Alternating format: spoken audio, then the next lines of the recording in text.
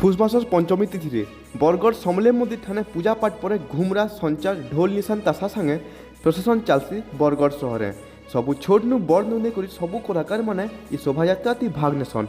मुख्य अतिथि मानकर द्वारा आनुष्ठानिक भावे रंगमंच और दरबार मानकर उद्घाटन हेसी। तापरे महाराज उग्रसेन नुआ भाषण बागी सजे हिबार हाथी थी बसी करी राधा कृष्ण मंदिर निके जेसन और सेनु देवकी और वासुदेवंकर बिहाघर करासन।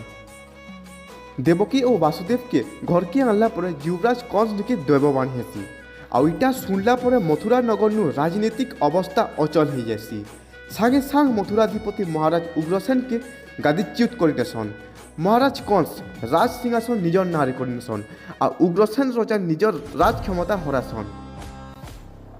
तापरे युवराज कंस निजा विश्वास करला लोक मानकु राज्य सबु पद पदवी नियुक्ति करनेसन।